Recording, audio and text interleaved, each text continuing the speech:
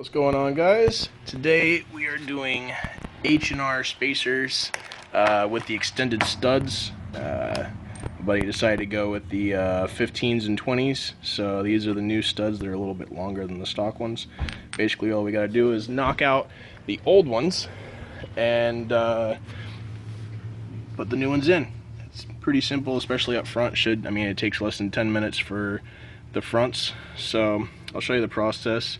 First things first, take off the caliper, take off the rotor. The caliper, this is the 2014 Sport model, and with the Akebono brakes, I think they use a bigger bolt to keep it on. So it's two of them right there and one down on the bottom, and they are 22 millimeters. So once you get those things loose, take this 12 millimeter screw out, and this is a different design for 2014. They made it hard lines going through here for the brake line, comes out here, and then screws in here. So normally you could just undo the screw here and undo the screw here and move this whole assembly down. But now they've made it so this has to unscrew, which means you lose your brake fluid, and that's a pain in the ass, and I don't want to do that.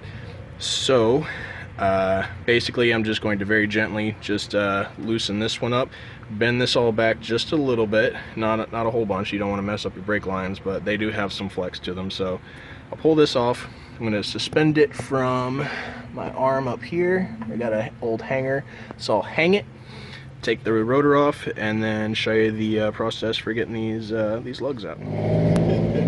So got the rotor off.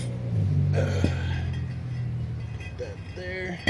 We've got the caliper hanging from a wire here from your control arm, and just make sure that it doesn't have too much bend to it, or that it doesn't bend on anything else back here. The next part is you get these studs out. All you got to do is get a 12 millimeter by 1.25 nut, put it on here like so, and take a trusty hammer, knock it out. Then you can see they've actually got a little spot cut out right here. I don't know if that's what it's intended for, but it works fine. So you just slide it out through there, you're good to go. Then we get one of the extended ones.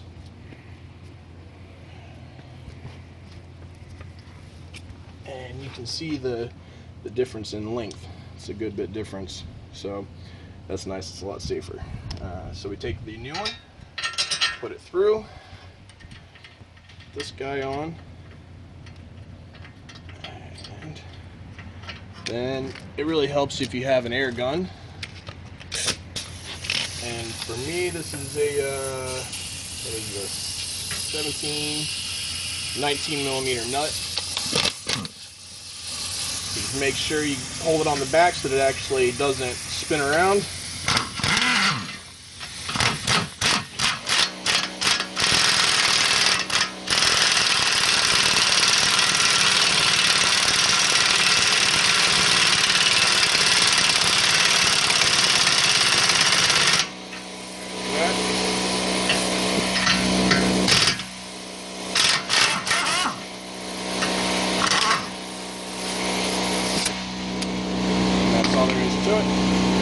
Now, one thing you want to make sure of is that on the back here, that it's properly seated.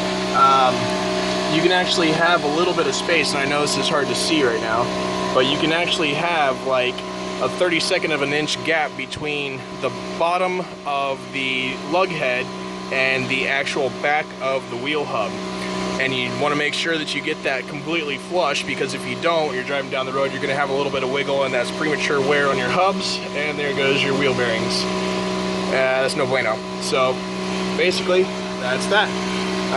So rinse and repeat for the rest of them, and that's all there is to it for the fronts. When you get all these on, make sure they're nice and tight, double check everything, put your rotor back on, put your caliper back on, tighten up your two 22 millimeter nuts, and then make sure your brake line is tightened back up again. Put your wheel on, you're good to go, and that's all there is to it. Alright guys, here we are on the back wheel. Pretty much the same process for the brakes, removing the caliper and stuff, except for these two bolts that are back here, this one and this one, these two, that hold on the caliper, these are now 19s instead of 22s. That's really about the only difference. I know some people will disagree with me on this, but with the back caliper, it's lightweight enough that I actually just let it hang from the hose, just gently. It's not heavy enough to actually damage the hose at all. If it was the fronts, they're a lot heavier, and I definitely wouldn't do that. I mean, if you want to, you know, hang it from something, you know, or hang it with like some wire or string or something, that's fine. But I really don't think it's necessary, so I always just drape it over here and just make sure it's not like swinging around and stuff like that. So that's pretty much about it. Take the caliper off, take the rotor off, and then we'll get to the lug nuts, or the lugs, whatever they are. Yeah. All right, guys, and we're back with the rear section. We're on the passenger side, and there's a little bit different process for these. Now, to forewarn you, I don't know if I think basically this hub here is just a tad bit thinner than in the front.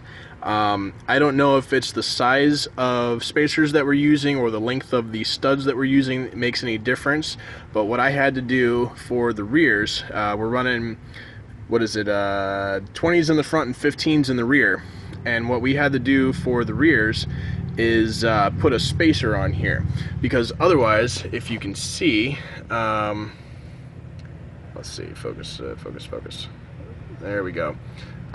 If you can see those threads, the part that grips right here, that actually stays in the hole, is coming through just a little bit. And I think it's because this is a little bit thinner than in the front. So what I had to do is put a spacer on here, because at first I was kind of smoothing that down with the nut that I was using. So just take a simple spacer, put the spacer on there, and then use your nut, and it pulls it through just fine.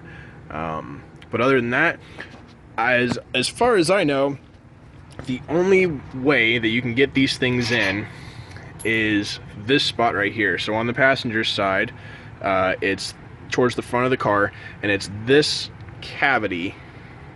Come on. It's that cavity right in there.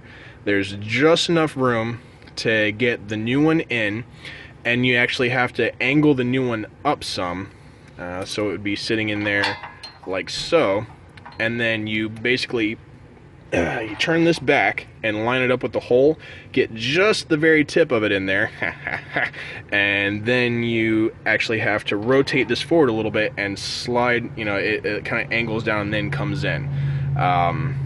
So if you have lugs that are any longer than these, you might be SOL. I don't know. You might be doing a case of pull the wheel hub off and just do it like that. I'm not sure. But for us and our needs today, that's how you do it. You just stick that in there, angle it up a little bit, line it up with the hole, and then rotate the whole assembly down and kind of just sink it in there.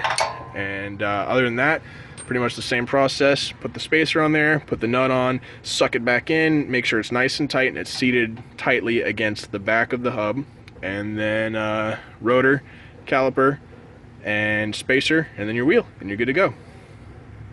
And that should be it. If you have any questions, just shoot me a message.